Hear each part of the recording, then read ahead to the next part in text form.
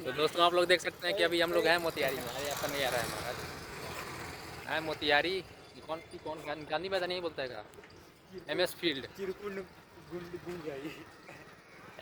MS ground यही ना है। एमएस कॉलेज का ग्राउंड है। और आज अरसों बाद हम लोग आज मोतिहारी में थोड़ा सा समय बिता रहे हैं। देखिए अपना पावर बैंक लेते हुए और थोड़ा सा एंजॉय कर रहे हैं हम। झाड़ झुड़ के आए हुए हैं एकदम। काम था मोतिहारी में और सोचे हैं कि अब आए हुए हैं तो थोड़ा सा घूमिए लेते हैं।